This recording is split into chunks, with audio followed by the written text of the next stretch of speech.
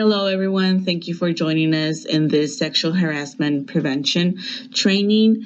This training is a guide for all organizations here in California because here in California, per Senate Bill 1343, all organizations with 50 or more employees are required to give a sexual harassment training with at least 2 hours every 2 years. And this training has to be to all employees, including supervisors. And on this guide, we're also going to discuss new laws that came into effect in January 1st, 2019. And many of these laws were were introduced in California because of the Me Too movement. Sexual Harassment Prevention Training 2019 California edition. Here are the objectives that we're going to go over this training guide. We're going to define sexual harassment and offensive behaviors that can be considered harassment.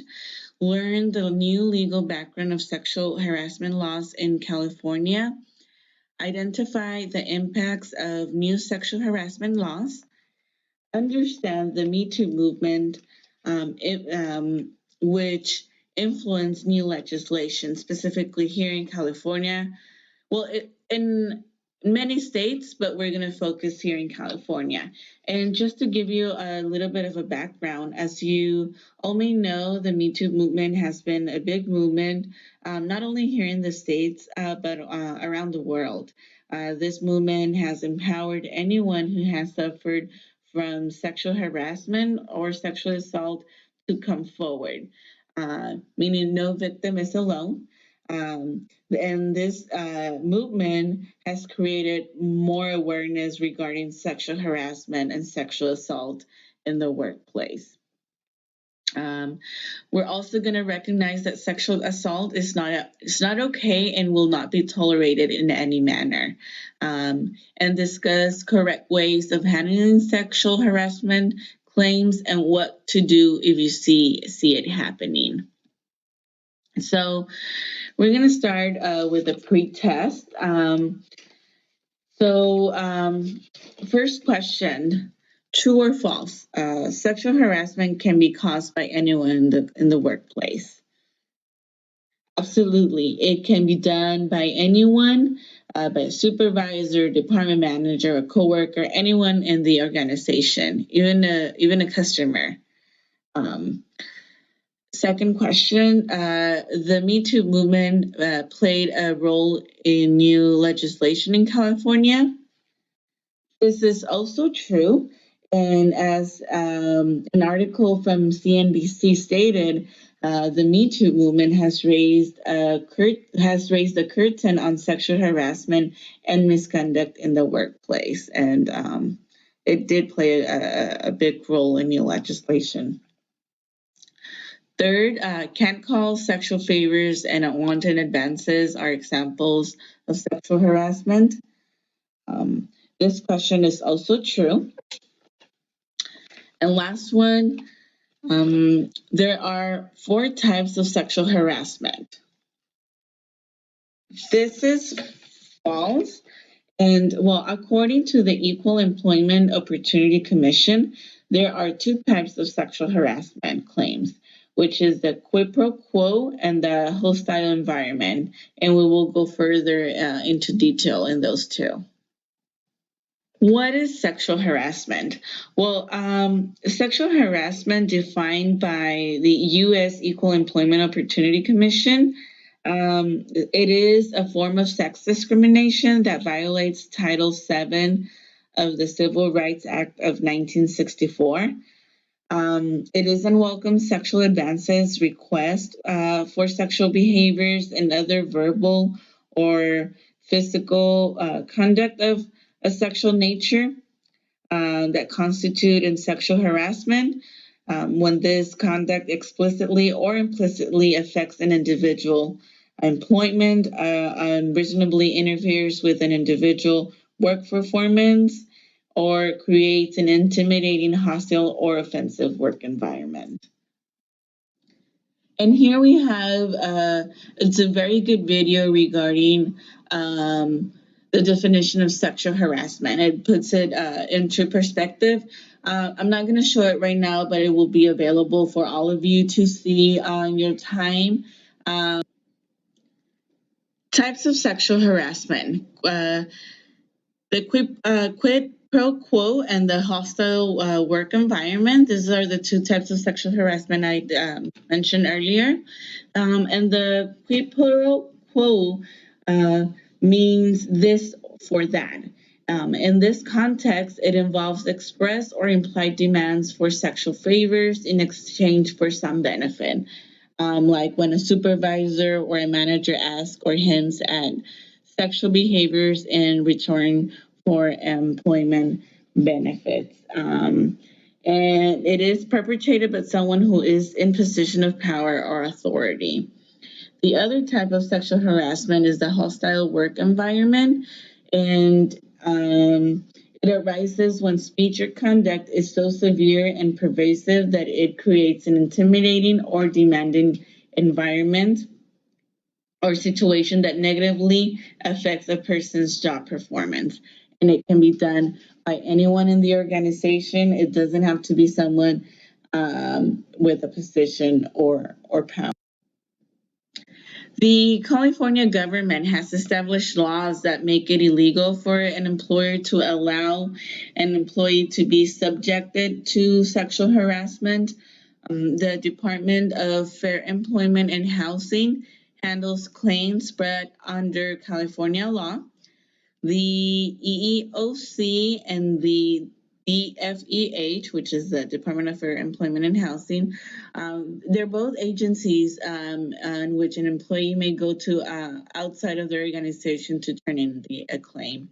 And these agencies have the right to persecute if the claim is handled incorrectly. The prevention of sexual harassment is everyone's responsibility in the workplace. And if you see something, you must say something. Don't just be a bystander to that behavior.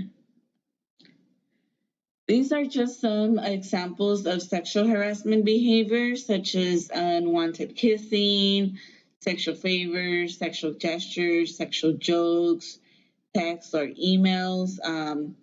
Especially, we have to be very careful whenever we're texting or emailing, because what you may think is a joke, it may not be a joke to someone else. So we have to be very sensitive of what we email or text and we share with others. And sexual harassment has its side effects, especially in repeated events. It can do great harm to someone. It can harm them psychologically. And even though not all sexual harassment is physical, it can have physical effects on a person. And those physical factors are usually caused due to stress and effects on the job performance. Um, and these are all examples of the side effects: low self esteem, headaches, panic attacks, shame, weight loss or gain. So, these are just some side effects of sexual harassment. So, how an employer should stop sexual harassment. Every organization must have a clear sexual harassment policy, and the policy should include definition of sexual harassment, statements from the organization that explain sexual harassment will not be tolerated, official writing of what happens to the employee if this happens, discipline or fire, have in writing the official procedure of for submitting a sexual harassment complaint, and also explain the investigation process and any rules that apply to this.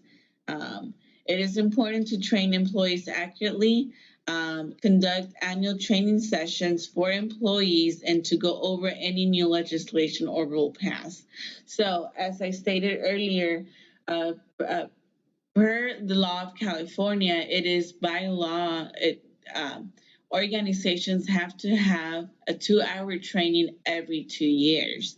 But of course, like for example, this year, 2019, where new legislation was passed, um, organizations have to give a training with explaining the new laws that are in effect.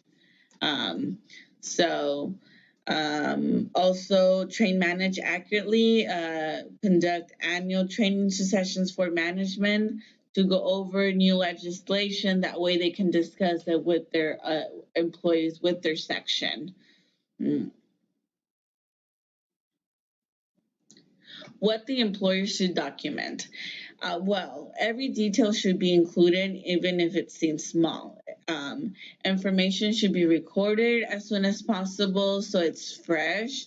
Um, any specific information related to the events, of names who were involved, place, time, date, exactly what happened, potential witnesses, um, how many times did incident occur? Hopefully not many.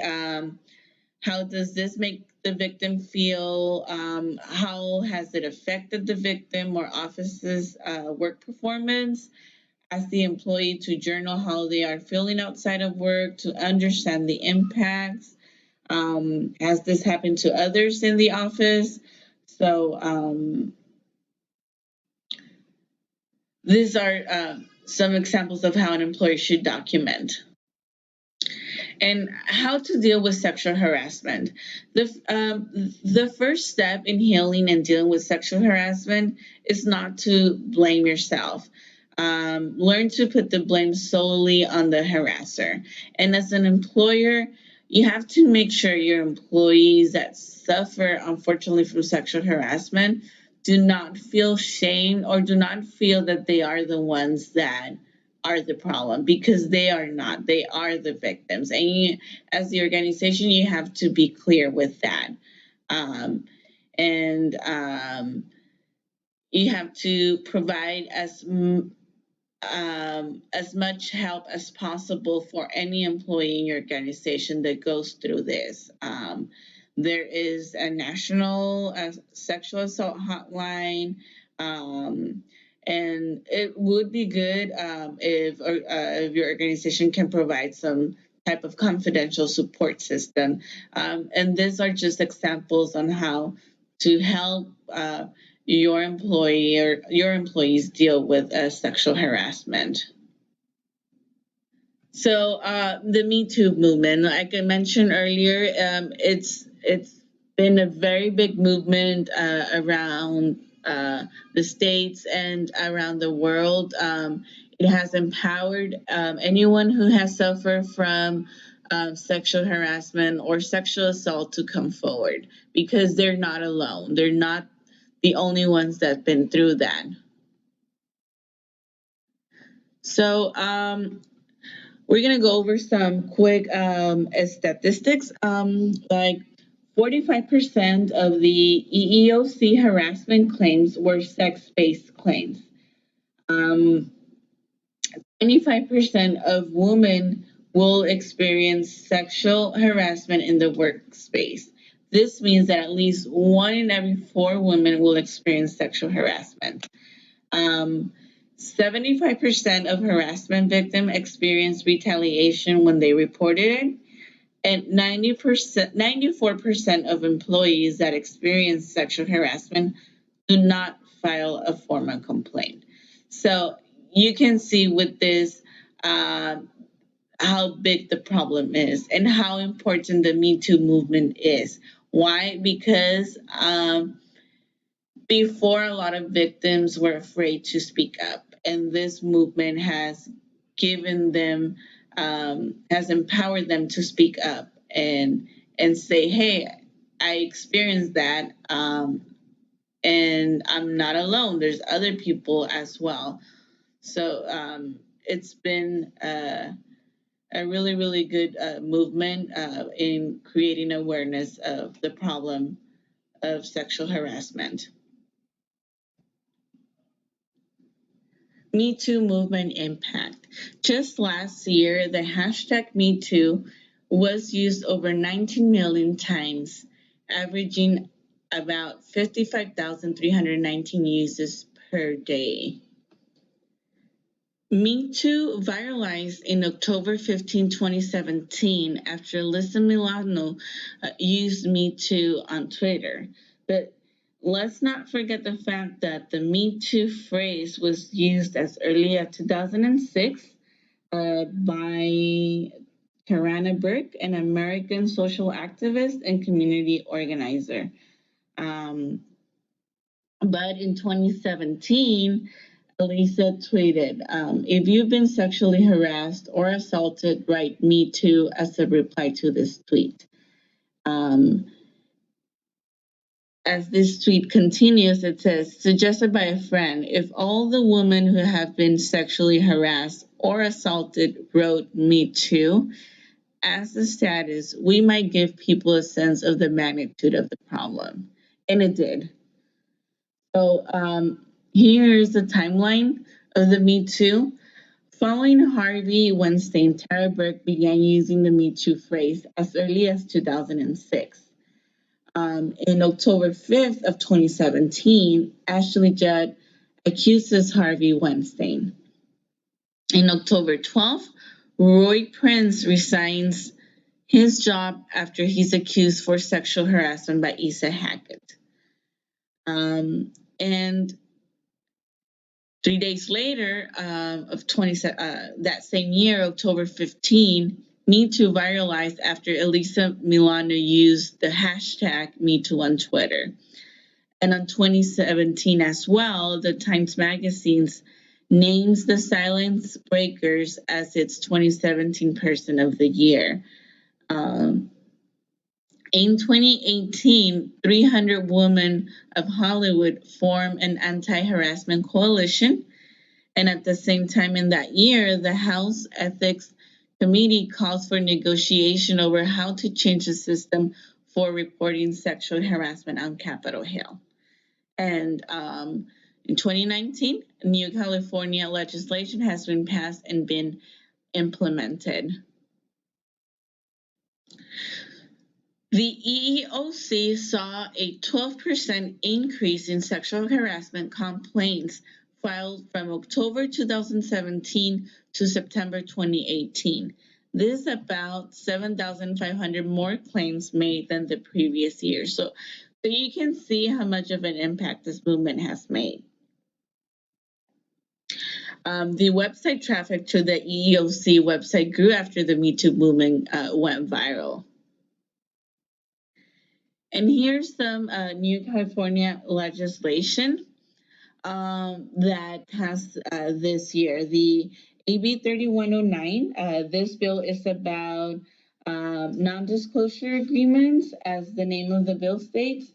A waiver of right of petition or free speech. This bill prohibits language contracts or settlement agreements that bars anyone from testifying in administrative.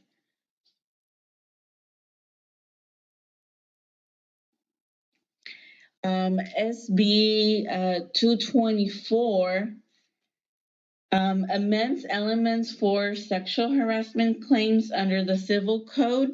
It imposes liability for sexual harassment in a non-employment context involving business and service, business service and professional relationships, such as a physician, teacher with landlord. SB Senate Bill 820, it prohibits non-disclosure provisions in settlement agreements related to civil or administrative complaints of sexual assault, sexual harassment, and workplace harassment or discrimination based on sex. Settlement agreements signed after January 1st of this year, 2019, should be reviewed by counsel to ensure compliance with these new restrictions. The Senate Bill 1300, it significantly expanded that liability under the Fair Employment and Housing Act.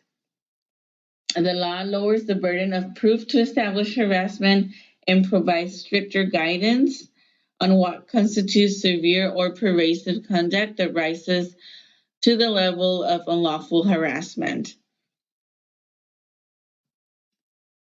It also expands the FEHA protection to any harassment by contractors rather than just sex harassment. And Senate Bill 1343, this bill expands the requirements relating to sexual harassment training. Like I stated earlier, this training, the current law requires all employers with 50 or more employees to provide 2 hours of sexual harassment prevention training only to supervisor. But with this law, it now mandates training for all employers with 5 or more employees, but this becomes effective 2020. But now, not only supervisors are required to take that sexual harassment training every 2 years, it's now everyone within the organization. And AB 3082 is for supportive services. It is a very good bill because existing law establishes that in-home supportive services, the IHSS program, which is administered by the Department of Social Services, existing law requires a prospective IHSS provider to complete a provider orientation at the time of enrollment that includes, among other things, the requirements to be an eligible IHSS provider. With this bill, this bill requires the department, in consultation with interested stakeholders, to develop or otherwise identify standard educational material about sexual harassment and the prevention thereof to be made available to IHSS providers and recipients. So now providers of IHSS will be required for a sexual harassment like material, like training. So, how to handle sexual harassment complaints? It is important to consider the victim, to ask questions to the victim. You have to start with background questions, such as what kind of work do you do and do you do and your job title? What is your supervisor and manager's name? Once you establish the background questions, you have to ask specific incident related questions like the what, when, and where the incident happened. What did the alleged harasser do or say? Did you talk about the incident with anyone else in the workplace? Did you notify your supervisor or manager? Do you know of any witnesses that anyone that could have saw the event at the time? So it's very important to get background questions and specific questions related to the incident. Questions not to ask the victim is like, have you ever been attracted to the alleged harasser? Did you ever flirt with the alleged harasser? So you don't want to make the victim as if if she or he is what caused um, the problem, because you have to make sure you have to make it clear to them that they are the victims. They are not the ones that need to be ashamed or the ones that did something wrong. What to say to the alleged harasser? Questions that could be asked would be, what is your response to the allegations made? If the alleged harasser claims that the allegations are not true, then ask why does he or she think that the complainant is making this type of allegations. Are they asked if there's any witnesses or persons that may provide relevant information?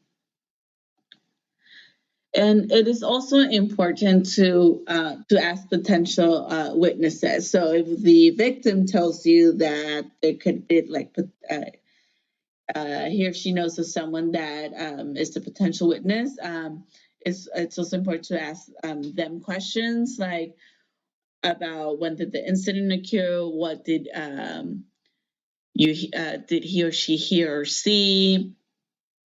So because you want to get as much as information as possible. So we reached to the end of our training guide. If you have any questions, feel free to contact us at hr at arkansasstate.org for any questions or concerns. Here are just some harassment training exercise that can be provided on your guys' training. There's role play scenarios. These are some examples of role play scenarios. Also, a post training harassment quiz. And it's very, very important to implement discussion whenever you are providing this type of training. Also, at the end, it's very important to you to request feedback to those that were on your training. That way, you can know next time you give the training what things you can include, address questions that they may have, and personally as well. I'll be passing out this form for feedback, and because I would like to know what you guys think of our training. Um, and finally, here's an example of a certificate of participation that you can give to those that attend your training. Thank you so much for again for attending this training.